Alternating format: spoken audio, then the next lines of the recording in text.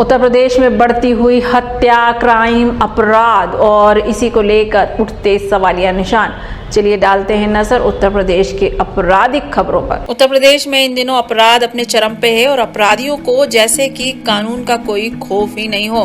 ताजा मामला उत्तर प्रदेश के बुलंदशहर का है, जहां पर 8 दिन पहले संदिग्ध परिस्थितियों में लापता हुए अधिवक्ता धर्मेंद्र चौधरी की हत्या कर दी गई। अधिवक्ता धर्मेंद्र चौधरी की हत्या इतनी खौफनाक तरीके से की गई थी और आपको बता दें कि पुलिस चौकी के पीछे उनकी हत्या की गई थी और उसके शव को भी बुरी तरह से क्षतिग्रस्त कर दिया गया था। इसके अलावा एक टाइल्स गोदाम में उनके शव को दफना दिया गया था। पुलिस ने 31 तारीख की रात 12 बजे बरामद किया और बुलंदशहर पुलिस पिछले 8 दिनों से खेतों और जंगलों में लापता अधिवक्ता को तलाशती रही। वहीं हत्या के बाद खुर्जा इलाके में तनाव देखने को मिला। कौन थे आपके? मेरे बड़े भाई थे, वो सगे भाई मेरे बड़े। तो क्या हुआ था उनके साथ में? उनके कुछ नहीं हुआ। मेरे पास वहाँ से आए प्लांट में, मिट्टी भाई का जा रहा हूँ दावत खाने, सब्जी बनी आलू पनीर की। वहाँ से पहले इनको यहाँ मतलब क्या मारा क्या नहीं मारा, उनका पहले अपहरण करा गया। अपहरण करने के बाद में उनको यहाँ मतलब मार के इनकी दुकान गोदाम में अंदर कुआ है छोटा सा 12-13 फुट का, उसमें दबा के अंदर जो उन्होंने उसमें आग लगाई है क्या करा है उन्होंने इनको बॉडी जली मिली है। क्या दिन हो गए भाई को गायब हुए? 25 तारीख की रात को गायब हुआ है 8:30 बजे। अच्छा, 7:15 बजे मेरे पास दुकान पे आया। अच्छा, इसके पास मुझसे कह के आया है।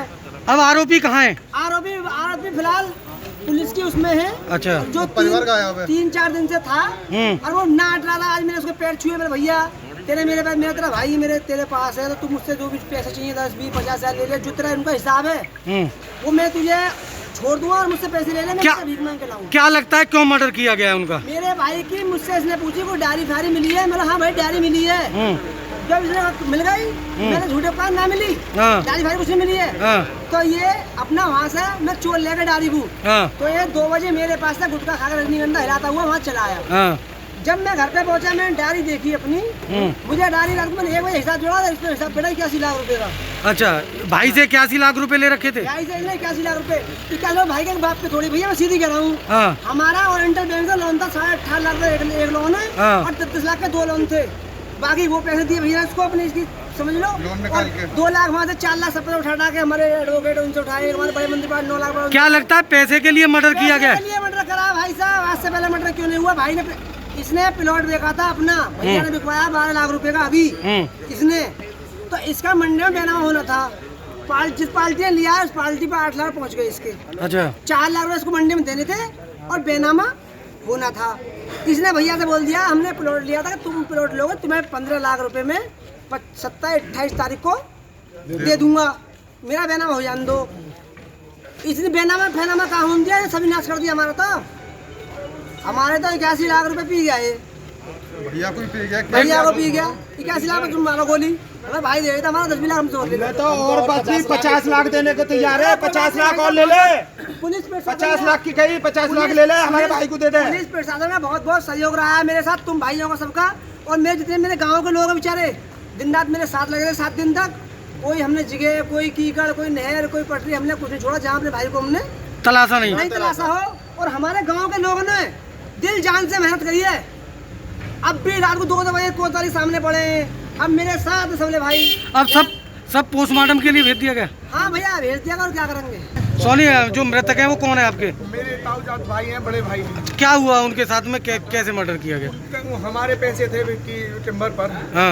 मेरी एक दरख्वास्त है प्रशासन से कि विक्की अकेला नहीं है, जो लोग इसमें इन्वॉल्व हैं उनको सबको सजा मिलनी चाहिए। तो किस तरह से हत्या की गई है? फांसी लगाई गई है, क्योंकि मेरा भाई में कोई शौक नहीं था। कभी मेरे भाई ने सुपारी नहीं खाई, कभी भी नहीं खाई। चक्कू मारे हैं, कोई नशीला पात्र दिया है। जब मेरे भाई को बॉडी किस हालत में मिली है?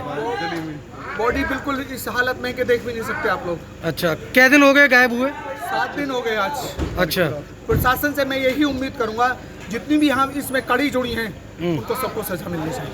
इस तरह की घटना होने के बाद आपको बता दें कि पुलिस पर चौतरफा हमले होने लगे हैं। उत्तर प्रदेश सरकार पर, कानून व्यवस्था पर विपक्ष की ओर से लगातार सवाल उठाए जा रहे हैं। कई सवाल खड़े किए जा रहे हैं सुरक्षा व्यवस्था को लेकर। देखिए, दिनांक 25 जुलाई की रात को लगभग 11 बजे के आसपास इस थाने पर एक वकील साहब जिनका नाम धर्मेंद्र चौधरी था, जो प्रॉपर्टी का काम करते थे, उनके गायब होने के संबंध में उनके परिवारीजनों के द्वारा थाने पर सूचना दी गई। लगातार तत्समय से ही हमारी पूरी पुलिस उनके परिवार के साथ और गांव वालों के साथ अनवरत उनकी तलाश में लगी रही। अगले दिन सुबह रात में 11 के आसपास सूचना मिली। लगातार रात भर सर्च ऑपरेशन चलता रहा। सुबह 6 बजे के आसपास उनकी मोटरसाइकिल यहाँ से लगभग 6 किलोमीटर दूर गांव में मिली, सड़क के किनारे गड्ढे में पड़ी हुई मिली। और फिर हम लोगों ने जब उनके मोबाइल की लोकेशन ट्रेस की तो उनका मोबाइल भी उसी इलाके में रात में 8:52 पर बंद हुआ पाया गया। तो लोगों को आशंका कई तरह की थी। परिवार के लोग भी किसी पर शक नहीं जाहिर कर पा रहे थे क्योंकि उस व्यक्ति का किसी के साथ कोई विवाद किसी प्रकार का नहीं था। और हम लोगों ने इस संबंध में 1 दर्जन से अधिक टीमें गठित की। सर्विलांस की अलग अलग 3 टीमें बनाई गई। एसओजी की टीमों को 3 भागों में बांटा गया। कई संभावित राज्यों में टीमें भेजी गई जहां पे एक आशंका थी दिमाग में कि वो स्वतः जा सकते हैं। दूसरी ओर हमारा क्रिमिनल एंगल पे प्रयास था। तमाम सर्विलांस और तरीक़ों से जांच करने के बावजूद कहीं से भी कोई क्रिमिनल लिंक इस प्रकरण में मिल नहीं पा रहा था, क्योंकि जो भी स्थिति इनके मोबाइल की थी, जो रूट था और उस रूट पे आने जाने वाले जो लोग थे, उन सब के लगातार सर्विलांस में प्रयास के बावजूद कोई सफलता नहीं मिल पा रही थी। लास्ट में जानकारी ये थी कि ये 8:06 पे 25 तारीख की रात को 8:06 पे अपने अभिन्न मित्र विवेक उर्फ बिक्की के यहाँ खाना खाने के लिए गए थे। अक्सर ये लोग वहाँ पे पार्टी करते थे और वहाँ खाना खाने के उद्देश्य से गए थे। बिक्की जो लगातार इन्हीं लोगों के साथ तलाश में पुलिस के साथ साथ चल रहा था, उसका ये कहना था कि वो जैसे ही पहुँचे हैं थोड़ी देर बाद एक फ़ोन आया है और हलो हलो कहते हुए बाहर निकले और बोले 5 मिनट में आ रहा हूँ।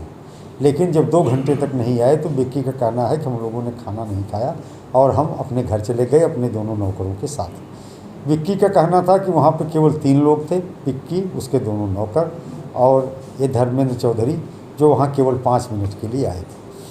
जितने सीसीटीवी कैमरे पूरे शहर में थे सबका 24 घंटे तक का परीक्षण किया गया। इनकी मोटरसाइकिल किसी भी कैमरे में जाती हुई नहीं दिखाई पड़ी और IDPR, SLID तमाम तरीक़ों से लगातार अन्वेषण करने के बाद हम लोगों ने पाया कि बिक्की की लोकेशन दुकान से उसके घर तक थी। जो टाइमिंग उसके द्वारा बताई जा रही थी बिल्कुल सही थी और इनका भी लोकेशन जिस रास्ते से यहाँ से 6 किलोमीटर दूर जहाँ मोटरसाइकिल मिली थी जाना बताया जा रहा था, वो भी जस्ट वेरीफाइड था, लेकिन कहीं CCTV फुटेज नहीं मिल पा रही थी। फाइनली घर वालों को बिक्की के ऊपर 27 तारीख की शाम को रात में कुछ शक हुआ जब इनकी अलमारी से कोई ऐसी डायरी मिली जिसमें लेन देन के लगभग 70-80 लाख रुपए के हिसाब मिले। तब घर वालों ने इस बात को हम लोगों से शेयर किया कि बिक्की जो है पैसे ब्याज पे 4% ब्याज पर बिक्की को पैसे धर्मेंद्र चौधरी देते थे और उस डायरी से पता चला कि केवल एक महीने का ब्याज जमा था। ब्याज करीब 10 लाख के आसपास हो गया था। फिर घर वालों को भी शक हुआ बिक्की की नीयत पर कि संभव है कि बिक्की ने ही पैसों की लालच में कोई अपराध कारित कराया। हम लोग भी बिक्की को शक के दायरे में लेकर उसका एनालिसिस किए। उसकी भी टेक्निकल एनालिसिस से किसी भी रूप में नहीं पाया जा रहा था कि उसका इस घटना से कोई संबंध हो सकता था, लेकिन बिक्की ही वो व्यक्ति था जिसके दुकान पर इनका जाना प्रमाणित था, क्योंकि जाने के 1 मिनट पहले का एक CCTV कैमरे का फुटेज था जिसमें धर्मेंद्र चौधरी वहाँ जाते हुए दिखाई दे रहे थे, लेकिन वापसी के कोई चिन्ह नहीं मिले थे। फिर हम लोगों ने बिक्की का लाई डिटेक्टर टेस्ट कराने का निर्णय लिया। दिल्ली की ट्रुथ लैब में उनको भेज करके वो तैयार भी हो गए, भेजा गया और वहाँ भेजने के बाद वो पलट गए और उन्होंने अपना लाई डिटेक्टर टेस्ट कराने में अपनी अस्वीकृति व्यक्त की, कहा कि मुझे ब्लड प्रेशर है, शुगर है। इसके बाद हम लोगों का संदेह बढ़ गया उनके ऊपर और फिर आज रात में हमने एक सर्च अभियान उनके उस गोदाम का, जहाँ खाना बना था, जहाँ खाना खाने के लिए गए थे, किया गया। लगातार 3 घंटे के अथक प्रयास के बाद उसी गोदाम के अंदर एक गड्ढा था जो सीमेंटेड था। उस गड्ढे के अंदर से हल्की हल्की बदबू आ रही थी। उस गड्ढे को खुदवाया गया, उसमें टाइल्स पड़ी हुई थी। टाइल्स जैसे जैसे हटती गई दुर्गंध बढ़ती गई। विश्वास हो गया कि यहाँ पे शव है। वीडियोग्राफी कराते हुए फील्ड यूनिट की मदद से शव को वहाँ से निकाला गया और इस तरह से अभियोग का सर अभी कितने लोग इसमें गिरफ्तार किए गए? देखिए तीनों जो हैं संदिग्ध, दोनों नौकर और विक्की पुलिस के हिरासत में हैं और अब उनसे पूछताछ करके इसको हम अमली जामा साक्ष्य के रूप में हत्या जहाँ भी हुई शव को ठीक चौकी के पीछे ठिकाने लगाया गया था। ऐसे में चौकी और चौकी प्रभारी जहाँ भी पुलिसकर्मी वो तैनात थे, उनकी भूमिका किस तरीके से आप देख रहे हैं? देखिए उनकी इस प्रकरण में कोई भूमिका नहीं है। अगर किसी का घर थाने के पीछे है और घर के अंदर कोई क्राइम करता है तो थाना इन्वॉल्व नहीं माना जा सकता है। ठीक वही स्थिति है, क्योंकि ऐसा नहीं था, इनकी उस व्यक्ति के साथ कोई रंजिश नहीं थी बल्कि घनिष्ठ घरेलू संबंध थे और इन्होंने 70 लाख से अधिक रुपए उसके साथ लगा रखे थे। उसके यहाँ भोजन करने गए थे। अभी तो कहीं न कहीं घर किसी न किसी का होता ही है, तो इसलिए उस चीज़ का इससे कोई संबंध नहीं है।